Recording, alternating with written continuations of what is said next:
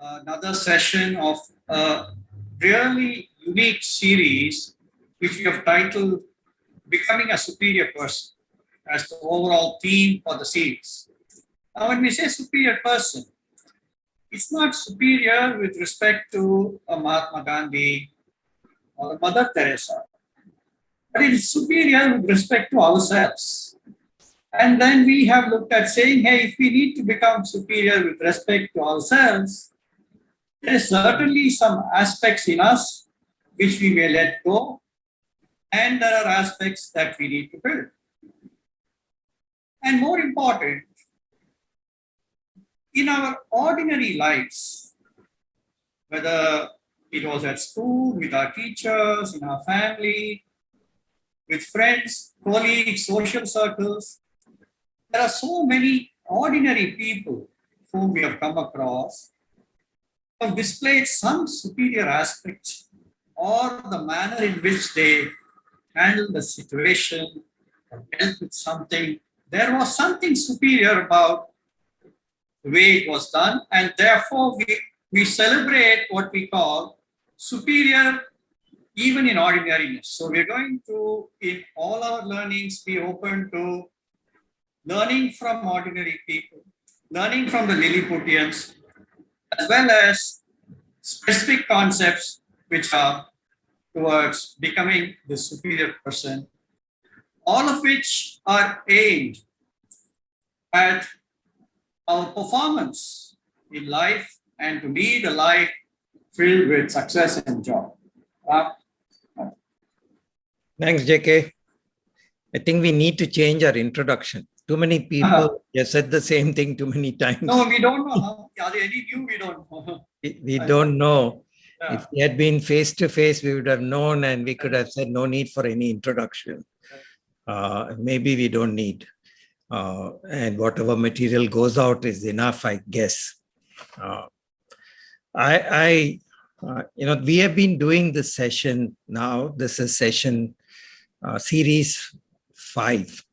And in that session 7, where our objective is all about self-improvement. How can we be better and better? And we are not saying that there will be some aha moment and we will suddenly become superior and perfect. The idea is taking an assessment of ourselves towards what end, as JK said, towards achievement, towards success, towards happiness. And that is really the whole thing, not to escape, not to go away, just to assess so that we meet our full potential. And we can be happy doing what we are doing and do it well. And it is towards that we are saying that by being aware that maybe there are certain areas that we need to let go. Maybe it is anger, maybe it is judgmental nature. And what can we pick up? As JK has said, muscles. In the Indic way, we spoke about Indic muscles. Are there areas that we need to watch and develop by practice, make it a habit? Those we call muscles. How do we do something like this? And we said starting point is an awareness, a self-assessment. And then we said that since this is like Kaizen, a constant improvement, we need to find ways of learning from anybody and everybody just by looking around us. And that is what we are highlighting in this series, that there are lessons for us from observation of day-to-day people and activities, which could help us pick up these muscles to be better and better towards, and again, we are saying it is towards success, towards achievement and happiness. So that is really the whole purpose of these sessions. Back to you, JK. Thanks, Ram. So if we look at the titles of sessions which you've already done, this is especially for those who are new, we have deliberately taken a word which we normally think is the way and taken its opposite or another variant and presented therefore superior not via greatness but ordinariness. Qualifications not as important as competencies. It's not being smart, but sincerity and genuineness. Knowledge, whereas wisdom has greater value. Via being a follower, we had an interesting twist here which said follower of what? And therefore that was another way to look at it. Last time we finished to say contribution is important. This time, I really think it's a very important aspect. And we will wait till we get into the actual content. We will do a 2-3 slides of recap before we get in. But we really think here is an aspect where some negativity in us can be so easily converted to a positive way in which we can interact. More on that as we get into it, but therefore superior via being not a referee, but a player. And these are sessions that will follow in each of the following months. So if we get into the recap, and Ram, I'll very quickly finish the recap so that we can get into the session. And I will pause at the end of it so that if I've missed out something to say, we must first, though the title is superior person, let's understand who's a superior person. So no pettiness, no comparisons, no jealousies, happy for others, fulfilling relationships, or no judgment or minimal. Nothing surprises, nothing angers because the expectations are minimal. And therefore welfare and happiness of others, but takes responsibility for his or her life. And therefore it's about doing what we need to do. Minimal disturbances, and we have covered what are those disturbances in different sessions, and therefore equanimous and happy. And therefore in all these, you will find that there are aspects which are for us as ordinary people, practical approaches to make sure that we can imbibe these aspects. Ram? So, gets a little scary when we say nothing surprises, nothing angers. This is perfection beyond me. So what we are saying is, how can we minimize some of these? Like, can we reduce anger? Can we analyze that how long before I come to normalcy? Is that, am I becoming, is the time shorter and shorter? Am I able to be aware of my anger and start reducing? How quickly do I recover? And all of this is that when we are equanimous, then our decision-making, the quality of our actions improve. When we are disturbed, the quality of our action, our happiness, everything suffers. And so not necessarily perfect today, but how to move in that direction and start minimizing some of our negative and building on the positive is what we are saying. Not to get scared of being absolutely superior and perfect overnight. And therefore, towards becoming superior, we said it's about letting go some aspects. We are giving the terminology order of the mind, very similar to body odor and bad breath for those of us, those who have attended all our earlier sessions. But keep in parallel, therefore, these are orders, and these orders all orders will affect people around us. It also affect us if left unattended. And therefore, there are orders of the mind which we are saying we let go in every session. We have been addressing one or two of these. And like Ram said, there are muscles that we need to build. And again, these are muscles, combinations of these in some way getting built. And through letting go of the orders and through building the muscles is how we move to becoming a superior person. Ram? No, let's move, JK. In every session, we have also taken some amazing content and inputs from philosophers from all over the world. This time we have chosen Thiruvalluvar's Thirukkural and 2 or 3 which are very, very relevant to the topic that we're going to present with you. Many of you who are already with Tamil background will know that his uniqueness was all the 1,330 Urals contained only 7 words in each of them. So that ability to, in a very concise manner, communicate essential aspects, that is where you can be amazed at how Thiruvalluvar has coined each of these verses. This one, for those who don't understand Tamil, is to say any burn, even when caused by fire, can heal internally and by itself. But the scar caused by the tongue through harsh words will never heal. And this is something we want to take forward in this session in terms of, therefore, what is it that we need to watch out for? Another amazing thing which he said that, therefore, whatever else you may leave unguarded, please guard your tongue. Otherwise, you let it wag and some errors of speech will come back to cause misery to yourself. So that's another thing to watch what we say. And another thing in terms of what we need to do and how, to say, hey, please boldly go forward. Go forward after all aspects are considered. And don't do where you start something and then you want to think about what it is, and that is a folly. So all these three very relevant to what we want to talk to you about in this session. Well, you know, this last one especially reminded me of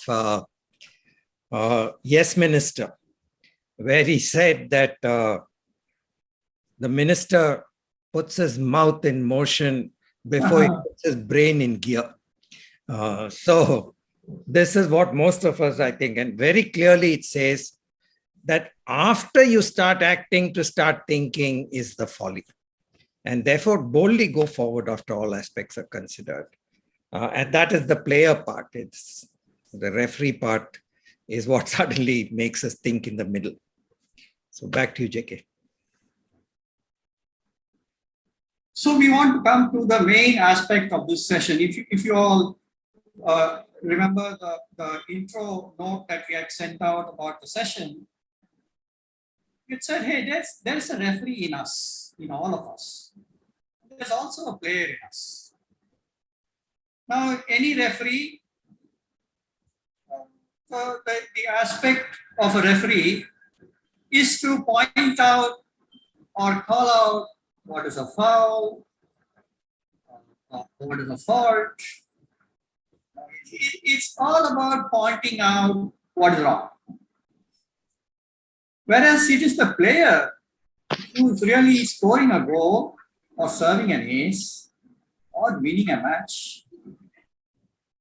And we both, the referee and the player, exist in us. And in this session, we really want to examine the referee in us, what damage that the referee in us may cause, the player in us, and when nurtured, what benefits the player in us can give us. And another aspect which we will cover as we get in, where if not the referee, in another variant of that, how we can contribute, we'll get into it. But if you look at it, the referee in a match, referee is required. The players on their own are focused on the game and therefore they are not in a position to enforce the rules. Therefore, a referee is required to point out when a foul or something wrong, which is not as per the rules of the game, happen. There is a referee required to call it out. And this referee is appointed by the organizers and it is accepted by all the players because it assists in the manner in which the game is played. However, what about the referee in me? And we are going to get into some detail about this referee in me and how this referee in me performs. This referee in me is self-appointed. Nobody asked us to be a referee, but yet we can be a referee in many situations. Go ahead, JK. Huh? No, go ahead. Let's see. Who is the referee? Yeah. Yes. So examples of being the referee. You take an example, saying, hey, what you said was stupid. You should have just kept your mouth shut, or you should just keep your mouth shut. This is a statement many of us would have heard in some way or other. It could be in business context, in a conference, when some of us are sitting around, and it can still happen between two of us in some way. It can also happen in our family situations. And then, husband or the wife or anyone talking to each other, even when others are present, and a comment like this is made. So again, just saying that a referee doesn't play is there self-appointed when we are the referees to say what could be done, should be done, all of that. But it is a self-appointed role that we tend to take without doing something. And that aspect in us is what we are saying is the referee, and how it can hurt all our relationships if we continue to be only a referee.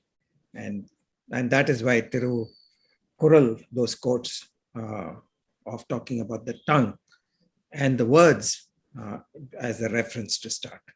Back to you, JK.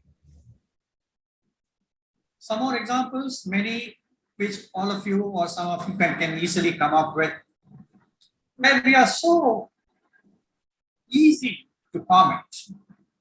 You don't know how to organize a party. You're not able to take care of the guests. So that comment, because of the judgmental nature, the referee in us, and wanting to give this verdict saying it's a foul or it's a fault or it's an error, that is the referee manifest, they are incompetent. They just can't make flat owners sort their garbage. And this we all do. We just point out and say, hey, you know what, they didn't do, and they could have done. And not pause for a moment to say, hey, we were actually the committee responsible for flat owners. What happens? We'll come to that next. But the referee in all those people who are not the organizers or who are not in charge, their comments are always something like this, easy to point out. Same thing is the wrong person, you should have selected something. All these are typical referee decisions being voiced. Just being critical on anything and everything, whether you say it, whether you did it, all of that. And as we go, we'll see that a solution may not come. But first one to criticize and hurt. And we have done this ourselves so many times that we don't have a solution, but we can tell you what is all wrong about everything that you did. So that is the part that we are calling the referee. Judgmental, critical, and having everything to say without a solution. So, JK. We will just take one more example and then we will pause to get input from all of you. More examples. How many of us can give our expert opinion on what Modi should do, what Stalin must say, what Kohli should do, how Ashwin must vote? All of us are experts at this. And actually, Ram and I were discussing, hey, there's something we all do here. Even if we just get together, some of us as friends, we will all give our expert opinions on whatever was the news item of the day and say, you know what, this is what he should have done, this is how it should have been done, etc. And so, it's harmless because we're just saying, yes, though, yes, we may give our expert opinions, and this is something all of us do. Like Ram said, it's harmless because it's really not something where we are telling people on their face. But this is where I want to pause. Now I want to replace this with something here, and now I want to take inputs from all of you. If you replace Modi with your brother-in-law, and therefore you're going to now tell your brother-in-law what he should do or how he should do, whatever it is, you all know you could take a situation. I would like somebody from, the group to respond and give your thing in terms of what do you all think about the fact that, yes, there is a referee in us, and connect to all those statements which we shared with you in the earlier slide, and now come to this situation, and please do give us your response of it. Anybody, please.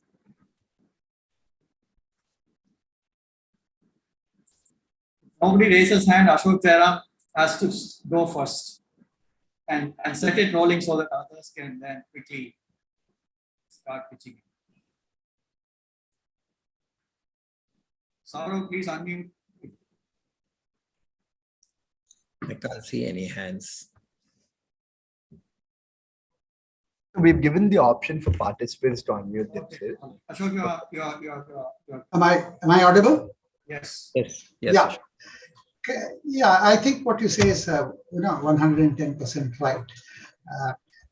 If we take this tool literally as you do the first half of the slide, then there will be no conversation. We'll be sitting and drinking tea with each other every evening, and we won't open our mouths because some amount of social interaction has to take place. But yeah, if I had to put it mathematically, I would say the more you are close to a person, the less you have to be judgmental. And the less you are close to that person, or that person even knows you, the more you can be judgmental about him. So I can say whatever I like about Biden and Putin, and it does not matter what happens. They don't know. Even if they know, they don't care. But yes, you're right. Brother-in-law, more importantly, mother-in-law, some other-in-law, yes, one has to be careful because the issue, as you say, is not whether you are even right or wrong, without even going into that part. I think the issue is hurting or not hurting people is more important than being right or wrong. And I'm sure you'll cover some things later. There are ways of conveying that message without hurting people. In fact, there are ways of conveying that message by making them feel good about the fact that you have conveyed the message. Sure. Absolutely valid, Ashok. Thank you. Anybody else would like to say, therefore, instead of Stalin, let's say it's the class teacher of your child, and you're there, and you are telling her what, especially today where, in the Zoom world, all parents are assessing the teachers because they also can sit and listen. And suddenly we got all sorts of people. Please, anyone who's willing to share something? One Mr. Ashish Datta who's raised. Ashish? Yeah, hello. Yes, please. Yes. Yeah, so what I wanted to say is I would like to make a distinction here. Like you said, if it's a social gathering, I'm just talking in general, I think it's perfectly okay to have a discussion on Modi or Stalin or Kohli. I think that creates a kind of a air where you're discussing views, so that is perfectly okay. But in areas where I have an influence or where I can do something, I just leave it with a comment like this, I think it is inappropriate. For example, the class teacher. Obviously, if I'm talking about my students, I can't pass judgment. So I make the distinction in my work or my area of influence. In other areas, if it's a social gathering, like generally somebody asks about politics or subjects like climate change or nuclear proliferation, it's fine to just, because it just creates an atmosphere to keep talking. So a distinction. But where you have a control, you can really do something and influence, there definitely, this is inappropriate. So that are my 2 cents that I want to add here. Thank you.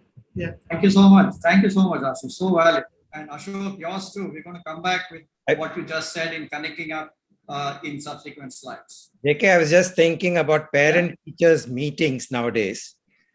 parent teachers meetings, every parent knows how their child or children need to be taught, and assume teacher doesn't know anything.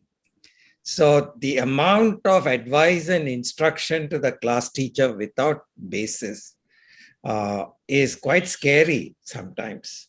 And I don't know how the teachers actually cope with it.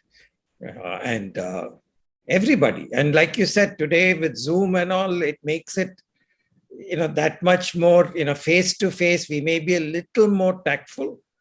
But sitting far away like this, sometimes this digital distance makes us a little more brutal, I think, in being a referee and some of the comments we pass. So I think that is another area that can hurt. Yes, Ram, I've actually heard in that same Zoom thing, one of the parents say, hey, now I know how your teacher is teaching. And if this is how she is teaching, no wonder you all haven't understood anything. So we can be very, very caustic and yeah. Call you with your boss. Anybody else, please? What your boss should do. And if you can tell it to your face, his or her face. Anyone, please, who can think of sharing something? Can I come in again, JK, if you don't mind? Sure, please. Sure. You actually made a wonderful point just now, so I just want you to emphasize it. We are saying we should be careful what we say to people about them, whether it's brother-in-law, class teacher, or boss. But you made an excellent point just now when you said that what you say about a third person also is relevant. Speaking ill of a teacher in front of the child, speaking ill of your grandfather in front of your son is also very, very undesirable. It conveys wrong messages, as you rightly pointed out. And I just wanted to make that distinction. Yes, Ashok, I'm going to summarize all four. That the next one, instead of Ashwin, with your neighbor's daughter, your neighbor's daughter is learning to sing and you've been listening to it. And now you go and give your expert thing on saying, hey, blah, blah, something, or, she's not dressing appropriately, anything. So in all these four, like Ashok, you brought out this point, Ram and I discussed saying, when it is closer home, when it is like you said, people we are either connected to directly or maybe class teacher one step away or others, very, very valid, which you pointed out. When it is closer home, that same comment and that same thing which can be so free and open on what Modi should do is not something appropriate. And this is something which we wanted to say are aspects which surface in us because we so easily can become the rest. Ram? No, so there is that old thing that we all may have learned. Sticks and stones may hurt me, but words cannot, is actually not correct. Words can hurt more than sticks and stones. And I think that poetry or nursery rhyme, I think as we have grown, we have learned that words can hurt and stay hurt longer. And I think that is really this referee part and the ease with which we use words and phrases to give our comments is the first awareness that we said we must actually be careful of. So that is the referee part. Yeah, JK. I remember a conversation with the director of IIT Madras, and I got to know him after our silver reunion, and later we did some events at IIT Madras. And so he said, you know what, there's something which I find that whenever the alumni come back for their silver reunion, so they are now all touching 50, okay, maybe in that 47 to 50, in that some range around that. They want to tell us how we should run the institute. And he said there are many who have experience in universities, the US and others. And so they are even more vocal in terms of what the institute should do and how we should do and what I should do as director and how and all that sort of thing. You know what's surprising me? All of us as faculty, we want to tell them on how they should run their lives. So he said this seems to be constant across every year. I'm seeing this, but so is also what Ram said, that therefore when there are parent teachers group and the parents want to say what the teachers should do, or Silver Union alumni wants to tell the director on how he should run the institute. Examples such that the referee in us surfaces very easily. Why are we a referee? I think many of you already know the answer. It is certainly the judgmental nature in us. More important, this layer exists. We somehow think we know better. We know better, we are superior in some way. I mean, there's no rationale to this, but at that particular instant, yeah, we know better. And though we know what is right, we know what is wrong, we know what to say, we know how to do.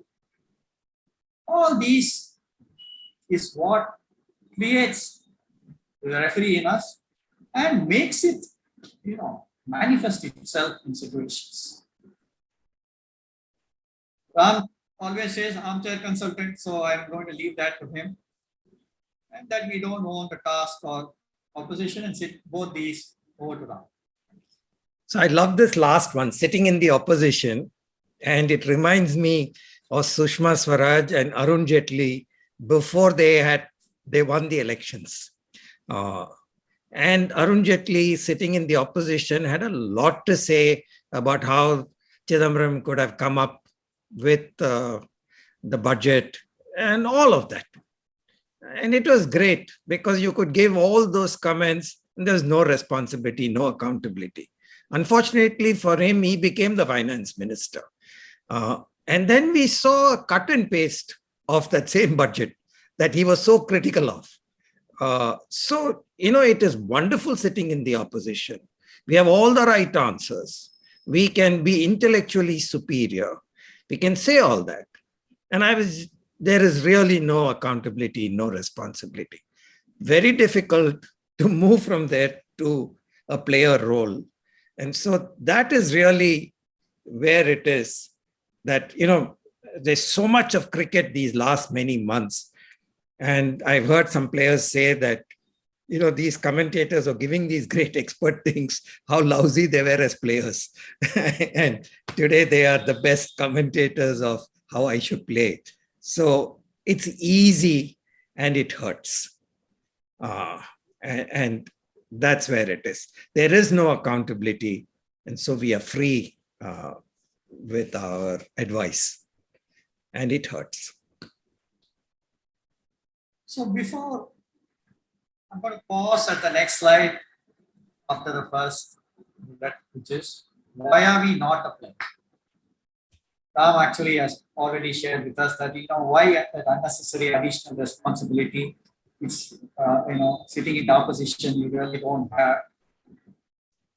So I want now, what do you all think? Are there other aspects which are, why are we not the player? And why are we so comfortable being that referee at different situations? I'll take back to that comment to say, therefore, that residential society and flat owners are not sorting out the garbage. And we are sitting and commenting saying, hey, they don't know how to make that. Why are we not the player? Anybody would like to give us an input?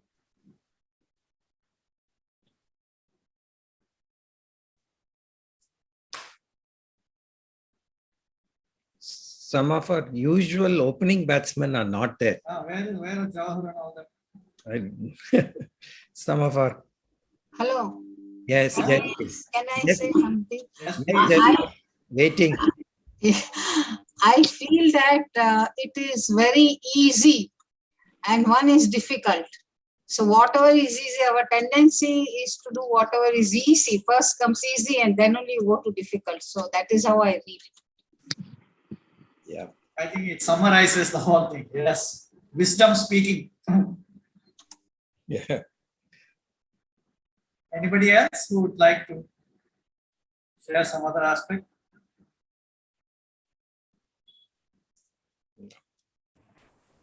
Okay, we'll continue. So this certainly, Yeah. Am I audible, sir? is somebody there? Yes. Am I audible, Yes, sir? please. This is Venkatakrishnan here. Yes, audible. Who's Yes. this? So my point of view is, playing the role of referee. When we like someone, he likes more than 100% of him. When we dislike someone, we'll dislike more than 100% of him. பிடிச்சா ரொம்ப பிடிச்சிருக்கு அவங்க கெட்ட குணம் நம்ம நம்மளே மறைச்சிக்கணும், artificial மாதிரி மறைச்சிக்கிறோம். பிடிக்கலன்னா அவங்க கிட்ட இல்லாத குணம் இல்லாத பொழுது நம்ம சேர்த்து சொல்றோம். அதாவது பிடிச்சா ஒரேடியா பிடிக்குது. We are not seeing. I mean, இப்போ நம்ம கபில் பிடிச்சதுன்னா Kapil may be good player, cricket player. ஆனா Kapil may not be best wicket keeper, இல்ல பெஸ்ட் பேட்ஸ்மேன் இருப்பாங்க, நல்ல போலரா இருப்பாங்க. பட் நம்மளுக்கு கபில் பிடிச்சி போச்சுன்னா கபில் நல்ல போலர், நல்ல பேட்ஸ்மேன், நல்ல ஃபீல்டர், எல்லாம் நம்மளே நம்ம பண்ணிக்கிறோம். அது we are not maintaining that the neutral part. பிடிச்சா ரொம்ப பிடிச்சிருக்கு, பிடிக்கலாம் ரொம்ப பிடிக்கலாம்னு சொல்லிட்டு நம்ம we are judging people. We are not taking that middle path. That's my opinion, sir. I think it's a very interesting observation. Very, very relevant. And we'll come to that. What you said is so valid about likes and dislikes and how that influences that comment. Very well. Anybody else? I think we should move. Okay, so if you move, one is this unnecessary additional. Why take that headache? This why should I syndrome. There's this which all of you would have read, but I've not just summarized that there was this, everybody, somebody, anybody, and nobody. Everybody thought that somebody would do it, but nobody did it, and anybody could have done it. Is a thing which many of us would have seen, but yes, that is the syndrome. That why should I? This is another thing. I don't want to take it on. I will sit in the opposition like Ram said, because if I get into the government, if I have to really do it, or if I have to become the president of the Flat Owners Association, if I have to become whatever and get into that role, or fear of non-performance, failure. What if I can't? What if I don't? What? This is another so important thing. I've seen it many times. What if I'm not as good as somebody else? And then he or she will point fingers at me. What will people think? What will people say? These are always going through people's minds on why they don't want to take up the role of the player, but be comfortable in that role of a referee. Now, having been a referee, you know that there will be other referees. So if I were to do something, then there are going to be enough people who are going to be commenting. And so why should I? Why do I want to get all those? Let somebody do it.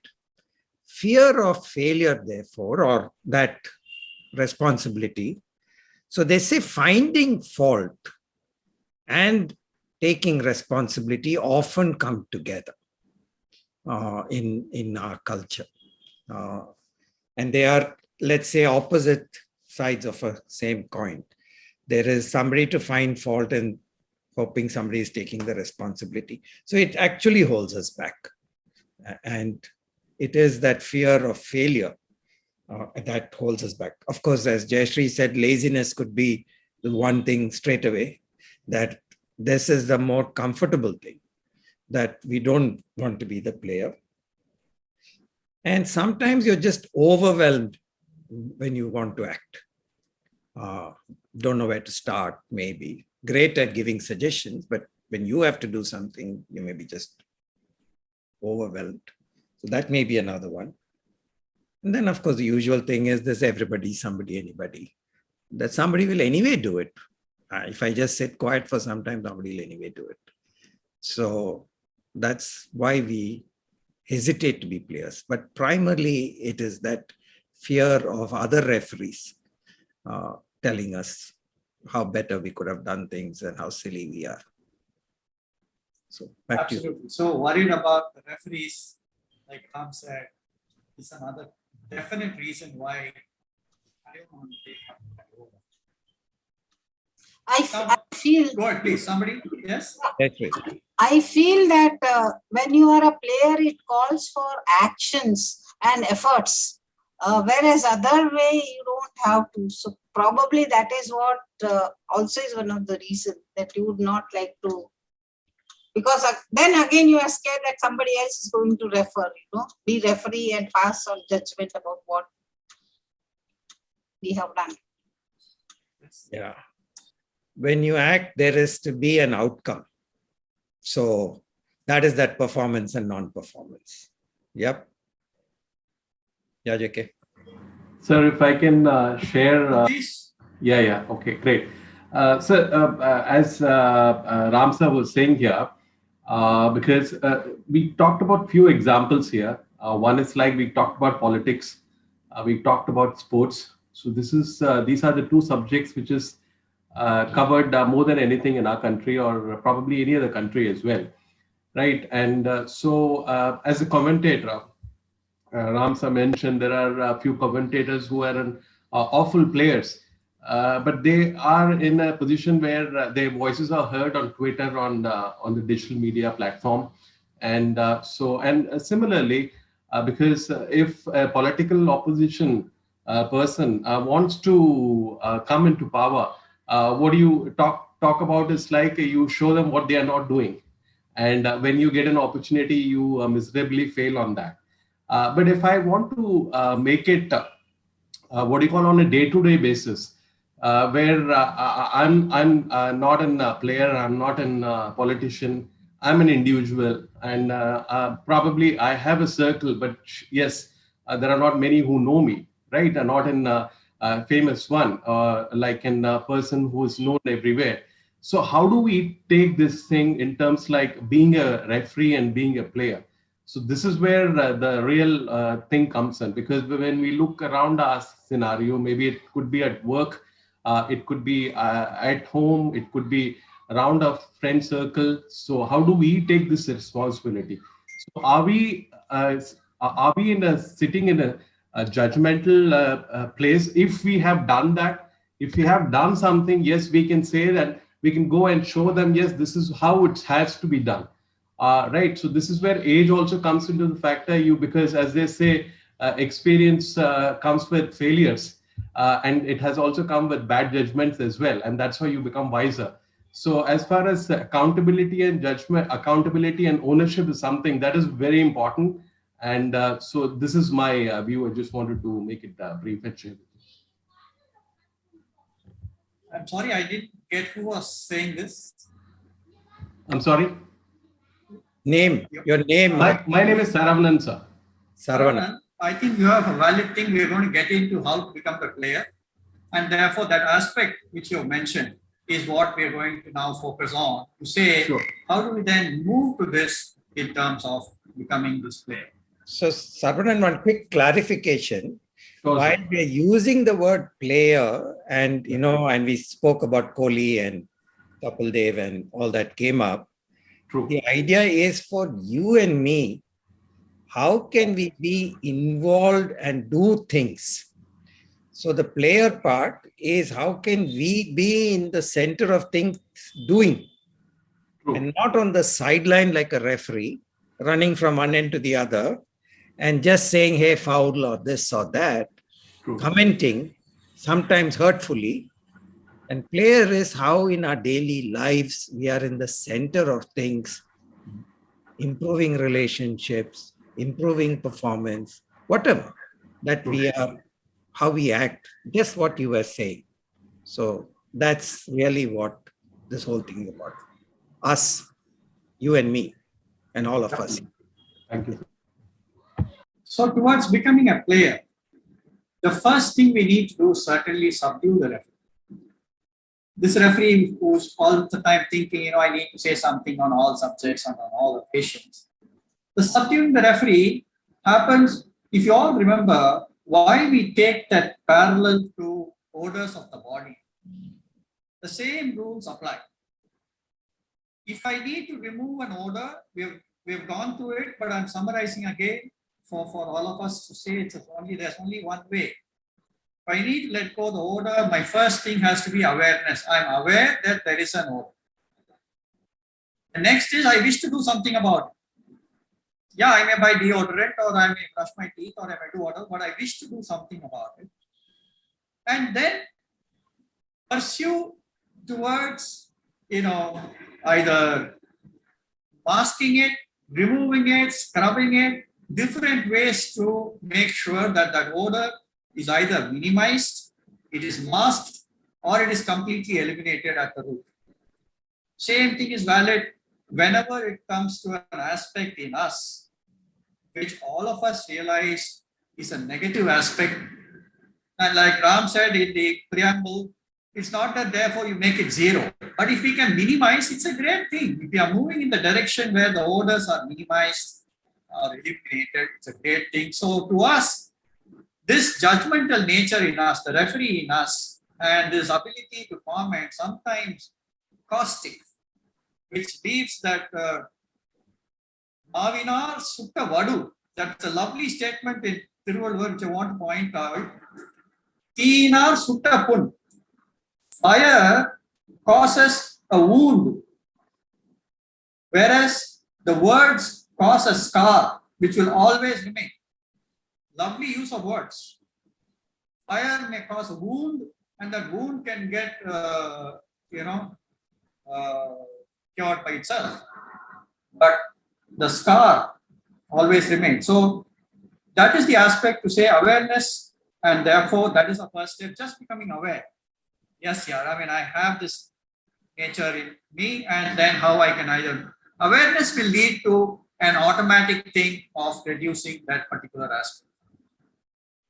And therefore, subduing the referee. So you take that same thing, flat owners, garbage is not being sorted out by all the flats. If I pause and say, I tell the chairman or whatever, hey, I can talk to 5 of my friends who are neighbors of mine and tell them that they should sort out the garbage. Then there's a willingness to participate. So it's about then the willingness to participate, willingness to try and volunteer to the best of our ability. There's a lovely anecdote I read where a school principal is asking a high school student, how well do you play sports? Student tells him, no, sir, I don't play sports. Okay, what about all these other things that people are doing in the gym? And he said, no. He said, what do you do? He said, I've learned some painting and done a few things. Nothing big, but learned a few. Then I'm interested in poetry, and I've tried a few, and the principal made a comment which then became so powerful. He said, you know what? You will always be a very interesting person. You'll always be a very interesting person. And it's not that anything that you take up, you need to be the best. But you may get into it to the best of your ability. There is no need for you to be the best, but that you are in these activities, many interesting things will make you a very interesting person. So it's about trying volunteering to the best of our ability. You don't need to be the best. And that starts making us become less of the referee, and in every situation or things that are happening around us, then you can start to examine, is there anything I can do, whatever, and then I do it, not necessarily that I am the best, but I can participate. So two things I thought from what you were just saying, JK. One was the awareness. And, first of all, are we aware that we are referees? And for me, fortunately, very early in my career, I was regional sales manager, and I was having a review with my All India sales manager. So he asked me, and I had a small team, 6, 7 people. So he asked me, how are they doing? What are they like? So 6, 7 of them, I had a sheet of paper and I was reading saying, this guy is lazy, this guy doesn't know how to do this, that guy does. I had all the faults and weaknesses lined up for all 5, 6 of them. And he said, oh, okay. So they have no strengths. We should sack all of them. And that's when I said, no, don't sack all of them. Actually, this guy knows all the doctors in this region. This guy knows this. And suddenly I realized that there is a way to look at the strengths, and that I was only looking at the weakness and being critical and judgmental without looking at strengths. And that came fairly early in the career. So one was able to take stock that I was a referee without looking at people's strengths and what they brought to the table. I just thought to myself, if these 6 were not there, I would lose my job because they were actually delivering. And so that was one. You know, when my son moved to a new place in Bangalore, I had gone with him, and they had this exact same garbage segregation in Bangalore. Very soon after they moved in, a neighboring lady came and met my daughter-in-law and son and said, we do this garbage segregation. You may be new to this. Here are 3 buckets of waste paper baskets, 3 different colors, posters on what will go into what. And in case you have any doubt, just give me a shout. I'm right across. She has nothing to do with the committee. She's just a neighbor who decided that if segregation and that action is important, let me do my bit towards that. And that was a really powerful player to the forefront, rather than a referee watching next morning that we put all garbage in one and kept it out and saying, what kind of idiotic neighbors have I got? So that were 2 things I thought, JK. Absolutely. This is the other thing. Please remember the child in you. How easily you took on or tried new things. Somewhere as we grew up, all those fears which we listed out earlier on why we don't become a player, either inhibitions or fear of what people will say or what if I don't know, and also that what Jayashree so pointed out so clearly, why should I? I mean, so much effort and additional effort and responsibility, combination of that. Remember the child in you, and that'll always help us to take up a new thing, a new activity, or get involved in anything as a player without needing to worry that we need to be the best. So that is to us the approach, because it's important to identify that yes, the referee in us has a negative aspect and the player in us has a positive aspect. How to become the player? These are what we thought we will put down, that there are 2 sides to it. One is to let go of the order, just subduing the referee. And the other is, it's a conscious effort. But the moment I become aware and I want to put in this conscious effort, I will be more of a player in different situations that are happening around. So, last time somebody said how, and keep emphasizing on how. And one of the things is stop complaining. Not to us, but generally. Stop complaining. As soon as you realize that you're complaining, that in some way is being a referee. So how is if you're aware that there's a lot of things that you're complaining about, so stop complaining is maybe the first step on how you start reducing, subduing the referee part, and then we'll worry about how to be a player or a coach. Yeah, Jackie. we move into one more important aspect, and one of you earlier made this comment that our likes and dislikes actually influence what we say or how we say. And Ashok made also this valid comment that the manner in which a communication can be presented also makes such a difference, and that is possible.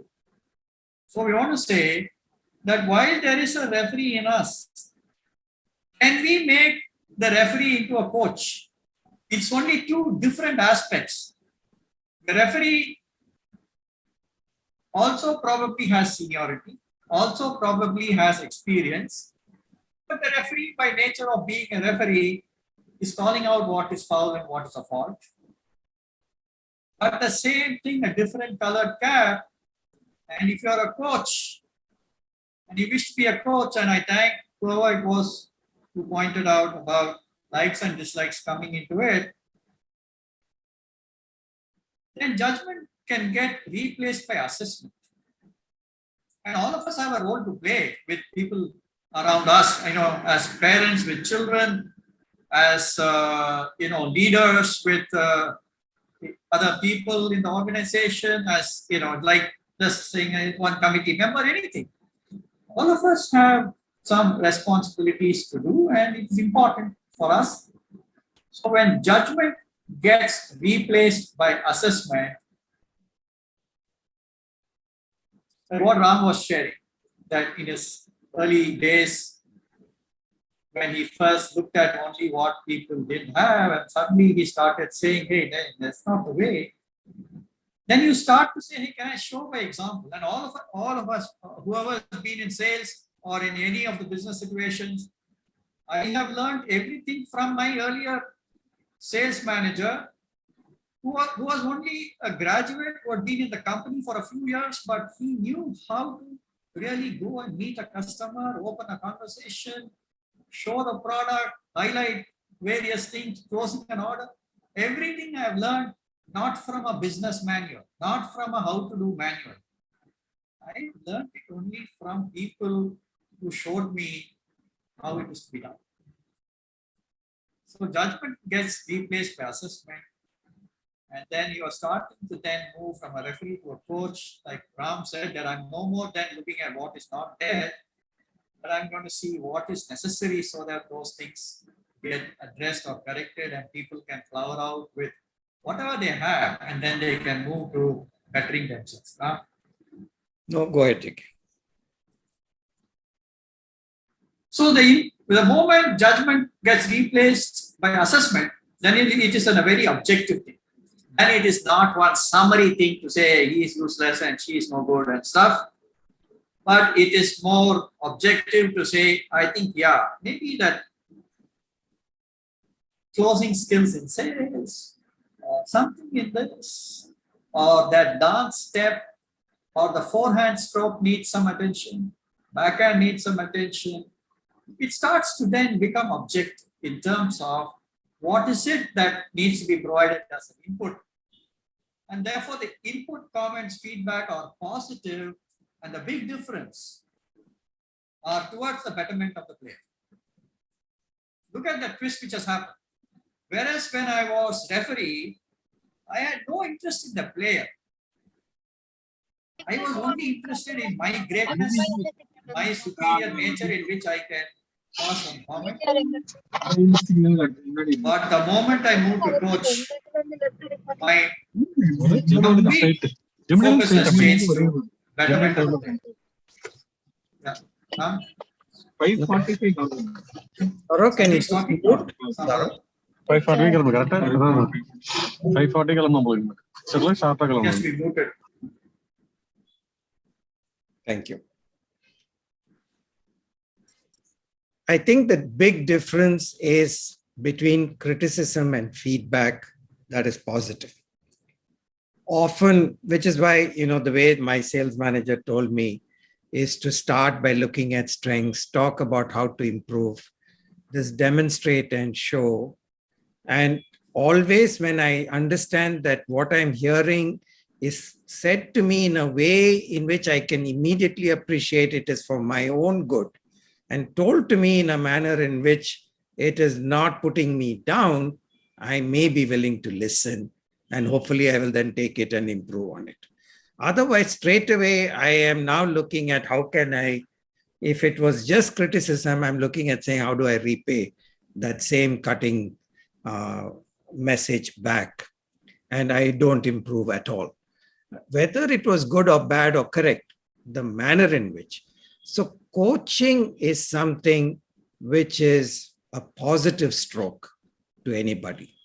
It's a supportive element in our improvement, and people will tend, because it's what's in it for me seems visible when that is done. Yeah, JK. So let's take the examples that we shared, that comment saying, you don't know how to conduct a party and you don't know how to take care of the guests. You just look at that comment which came from the referee. Well, the same thing if it was a coach. And like somebody rightly pointed out, it was still a person where the likes are there, then that same individual is going to tell her, hey, you know what, I'm going to help you organize your next party. And there's just one or two things. You had a lovely spread, but if you can take care of these, your party and your guests will feel even more. So that whole manner changes because the role has changed from just being a referee to becoming a coach.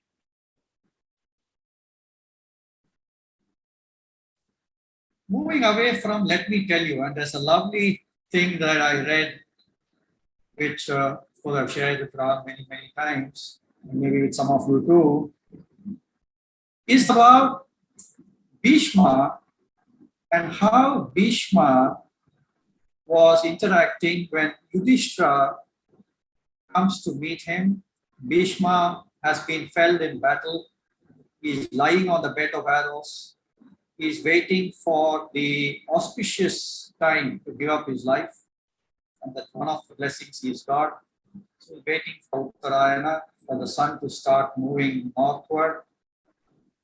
And so he's lying on that bed of arrows. And Yudhishthira, even though they had won the battle, he was grief-stricken. He was thinking, what have I accomplished? I want to give up everything, go away.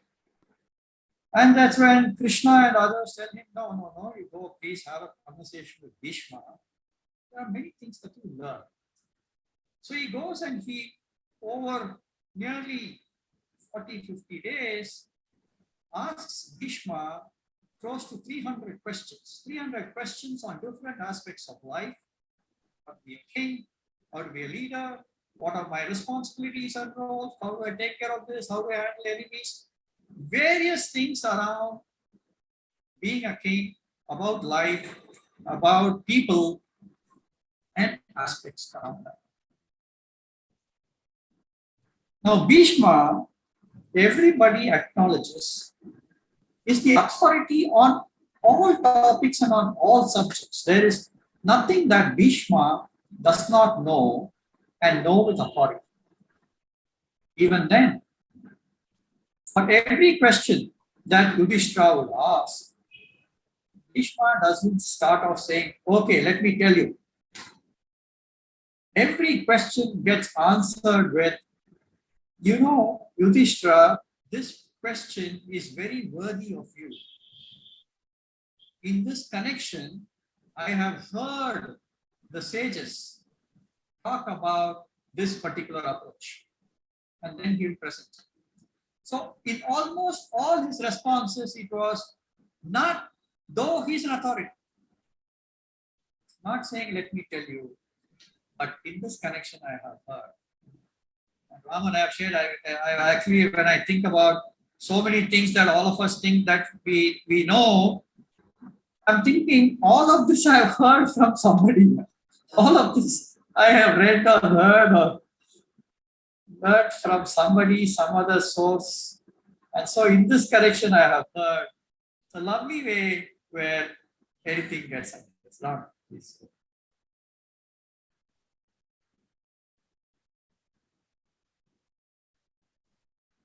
Ram? Go ahead, JK. The same thing, just to emphasize, that's all. that all old literature, Upanishads, everybody says the same thing. So it has been said. There is nowhere does it say, I am telling you. And that is, I think, the most powerful way in which we are all willing to listen to that and say, this must have some substance. And it's really a very clever way of communicating. No, I will take that same example of the party and that lady and all that. Just imagine if the same concept can be taken forward and that lady said, you know what, I've learned some nice things about how, we can conduct different parties. I've learned this from, different people, and I want to share that. Just see what happens to that whole context, that the preamble, even though she may know and she doesn't start, okay, let me tell you how to conduct a party.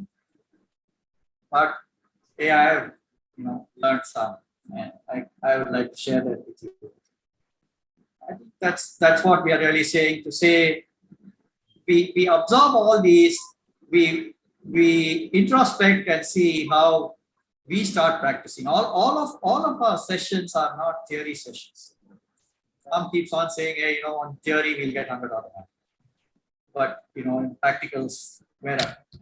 And so we want to urge each one of us to say, hey, whatever, wherever we are, whatever stage, our roles, responsibilities, pause, introspect, and see if there is something that we can put to use.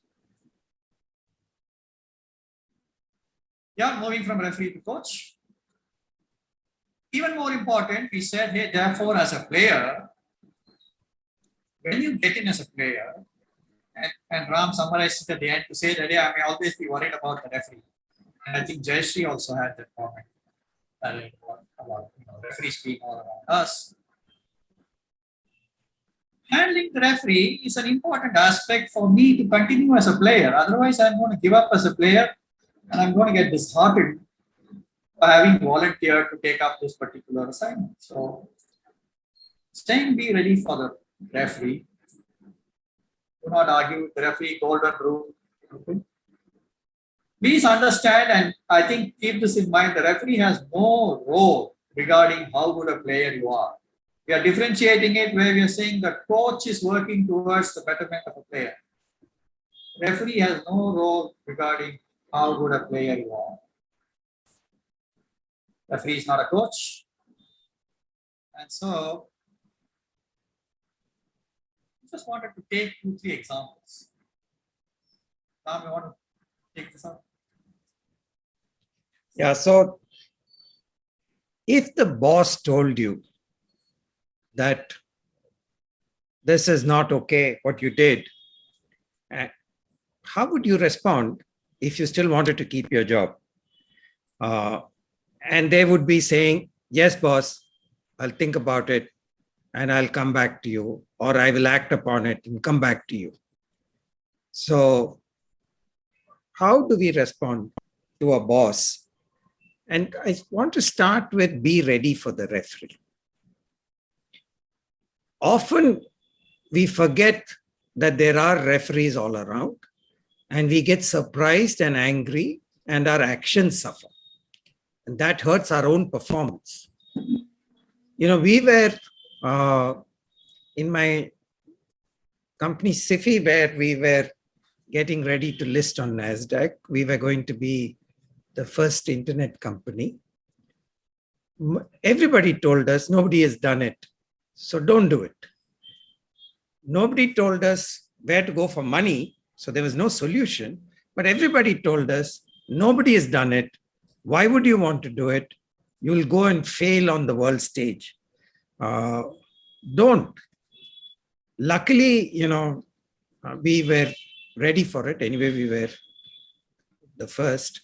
And so we did, and we turned out to be one of the most successful things that had ever been done.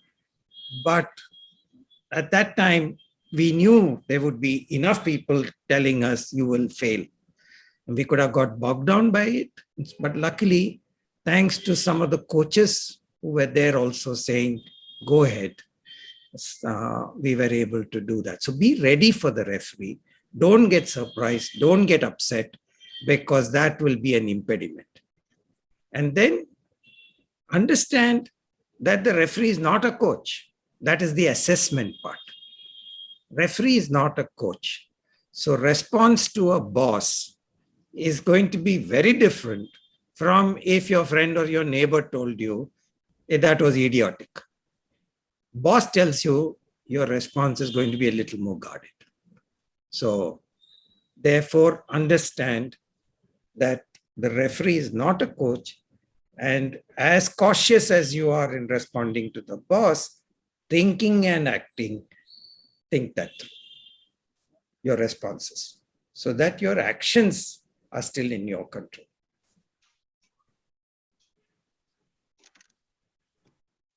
So that is that our reaction to a colleague or a competitor may be saying, get lost. But it is expected that a colleague who's trying to beat you to the next promotion is like a competitor to you. Therefore, expect to be put down. Don't expect that you're going to be told that what a great presentation. But when we don't anticipate that, expect that. So it's the same thing, that reaction to a colleague or a competitor is again an assessment, expecting that these things will come, that there are referees around us, there are people who want to trip us, and we need to be alert to it. So all we want to add to what Ram said is, look at how politically correct and guarded we are for the same comment when it is from a boss. We may not be as guarded when it's a colleague, but reaction at home, spouses, parents, in-laws, we have no control, and therefore, even if they have a minor role as a referee and they point out something, saying, hey, you know what, you could have done that better, I will flare up. I will flare up and I'll respond and say, hey, what about you? Yeah. And like Ram very rightly said, what about you? What about your brother? And how did she do it? Why are you carrying me? So I think if we pause and we say, I as the same person, I'm able to take it from the boss, and then I respond, and yes, boss, what you pointed out, saying, yeah, there is some flaw in my presentation, I'm going to work on it, is how I would say. When my colleague said there's a flaw in your presentation, I would say, hey, what about yours? Yeah, you think you did a great presentation or what? That is my immediate response. Same thing is the response when it is spouse, parents, in-laws at home. And all we want to say is pause again, look at it to say, what is causing us to take on the same thing, and why can't we for a moment pause and say, yeah, okay, maybe so.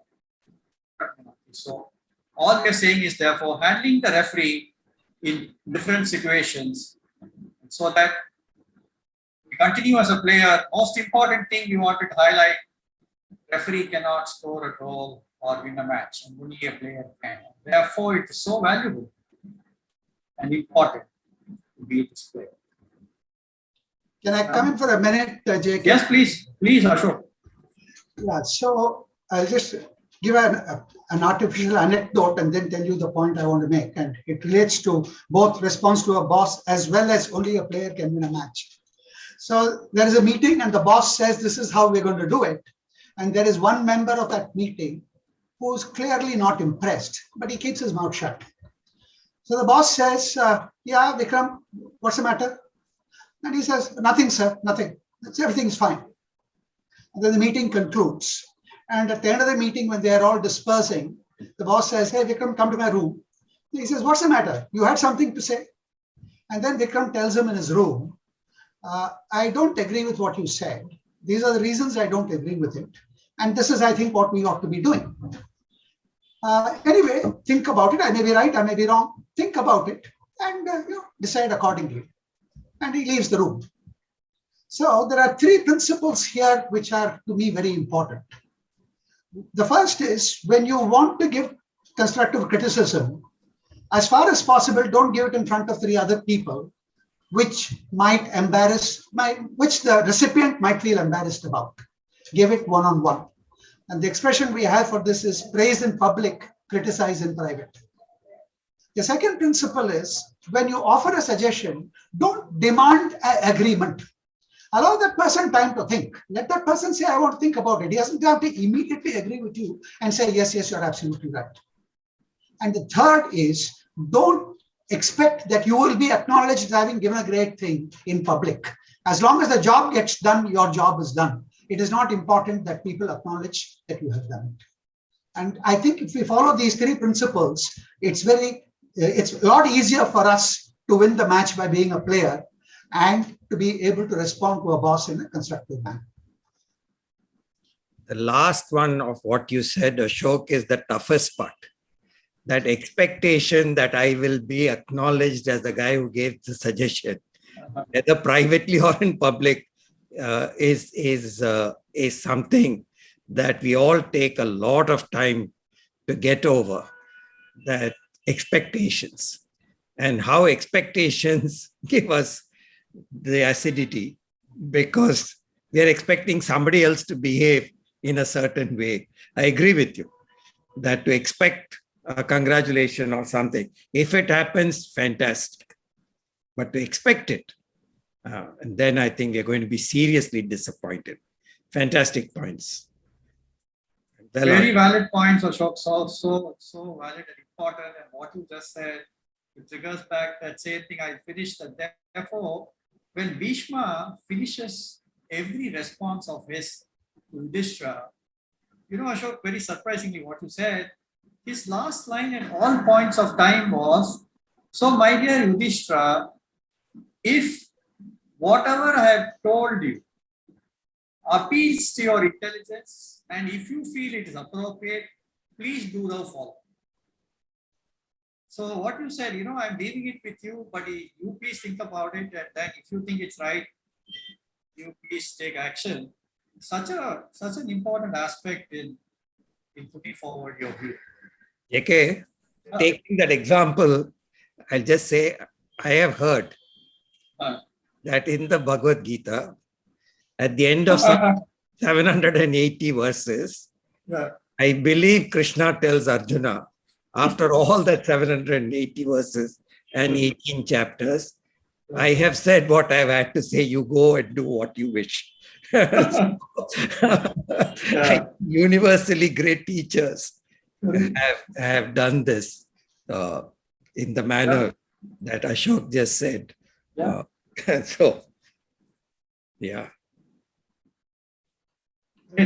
So that's it, and just watch out for there can be adamancy in the player, there can be openness in the player. It's to our advantage to say if there is openness in the player, we continue to be a player and we pursue nourishing the player, enjoying being a participant, not too worried about the referee. Very important aspect which I didn't bring across earlier.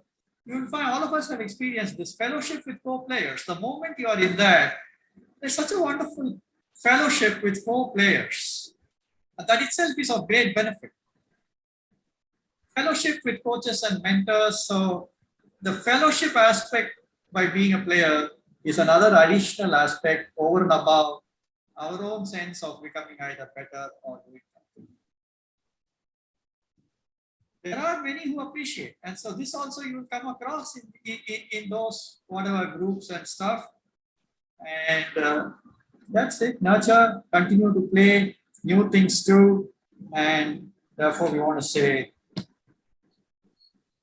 benefit being a player. That is what we want to say. If I summarize different aspects, there is a referee in us, there is a player in us. Watch out for the referee, minimize through awareness, and then the manner in which we can say, like Ashok and Jayashree and many others gave us that input, the manner in which different things can be said, tone down that manner, even if I'm referee, especially for, like, we clearly decided all closer at home, people who matter and we are connected to. From referee, can I move to coach? And therefore, that role change definition, I work towards the betterment of the player. And that if I'm a player, let me make sure that though there are referees and others, I will still continue and nurture and be this player, because there are so many benefits that are accruing by being a player. I can contribute, I benefit myself in different ways. So that is in summary what we wanted to share with you about this session. Ram? Swami Vivekananda said, when somebody asked him about self-improvement, self-development, he said, go play football. So, therefore, be a player is what he also said. So I remember that statement was something like, you are closer to heaven playing football than by studying the Bhagavad Gita. was his one-liner to a young man who had come to him and said, I want to move in that spiritual path of progress. And that's when first, take care of your body, build your body, because only when your body is strong, you can then move to other things. So you are closer to heaven playing football than by reading or studying the Bhagavad Gita. Okay. Okay, we will close for one little thing which we learned from a Lilliputian. This time I'm going to share this to say that there was this, he just come from the village. He had no education, didn't know English, new to Chennai. He was a husband of a servant maid at home. They got newly married. She was also young. So she came and said, "Sir, எப்படியாவது ஒரு வேலை போட்டு கொடுங்க." So we took him in our organization. And in about a year or so, he slowly started picking up something. But even at the end of that year, I remember we were all at that time selling computers, and we had to send a consignment of about 10 or 12 PCs to Calcutta, because we got a big order and we didn't have the time to go book it in a lorry and wait for 7, 8, 10 days in those days. We wanted it sent overnight, so we decided we'll send it by train and put it into a luggage van and buy a ticket, and somebody should accompany, and therefore in 1.5 days it can reach Calcutta. And we somehow wanting to look around, and this Palani said, I will go.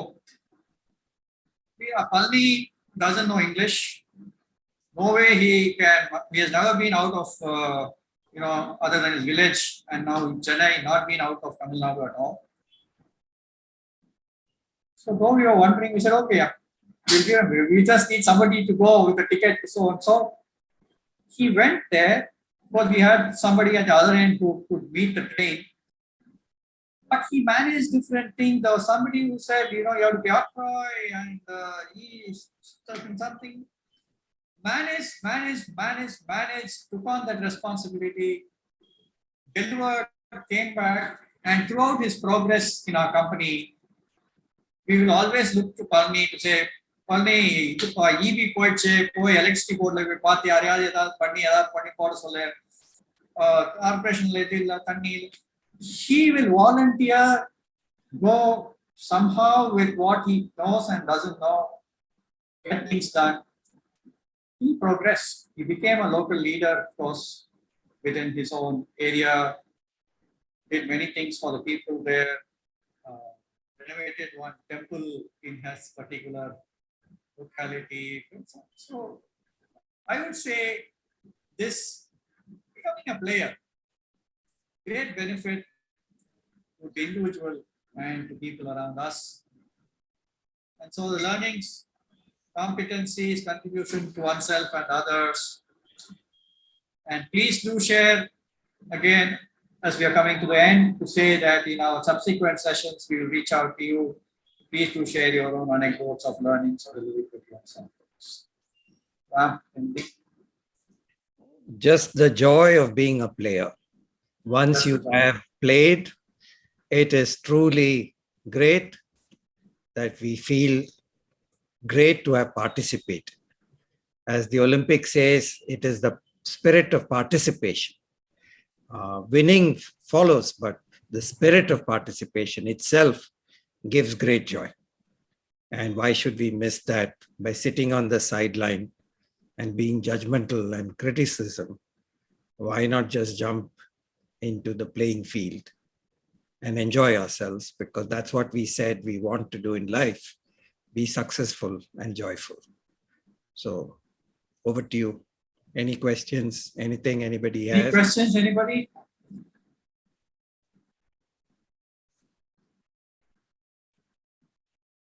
JK, we are becoming really good, I think. Nobody has any questions. Yeah, I know. So, All I right. had a question. Oh, yes, Ashish please. Ashish. So, excellent presentation, very informative. Thank you so much for that. So, let's say this is a very real-time scenario, the referee and trying to become a player. Would you say it's more of how I convert is a mindset issue or a skill set issue? And I think the underlying thing should be, we should be fully invested in the growth of others, correct, along with us, isn't it? So, how do we change? If it is a mindset issue, how do we change our mindset? You're right, Ashish, it's a mindset issue.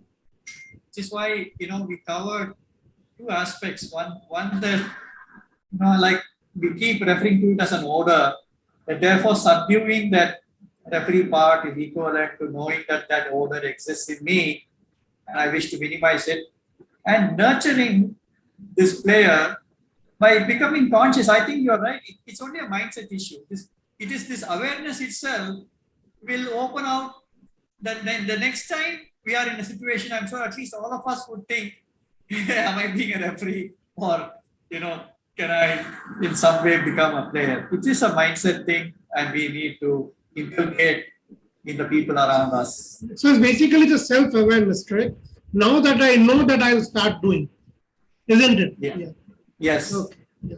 But for some I have found, it is somehow natural for them when they get into it. Right. But Ashish, like I gave that example that I didn't know that I was a referee till I spoke with my boss about my subordinates. So starting point, you're right, is an awareness that, hey, I'm a referee, I could be a player. And then how do I become a player? And as soon as we are aware, one of the things I mentioned was stop complaining. That is an exhibition of a referee behavior. So as you notice that you're complaining more, you're grumbling more, then you realize that more and more of the referee in you is coming up. And so take stock. You make a very valid point. Most of the time, we're not aware that we're exhibiting such behavior. I have seen it myself. So that the feedbacks work. If we can take that feedback and improve, I think that helps. That then we become more self-aware to work on it. So that's a very important point, to become much aware, and then we start changing. Correct. Thank you for that. All right. All right, over to you, Saurav. Sir, Yes. sir, this is Jawahar. I have one question, sir. Jawahar, you are no more opening batsman or what? Yes, sir. You become a tailender now. I'm in the middle order, sir. Today you're a tailender. Yeah, tailender. Sir, just one question. So, being a player, right?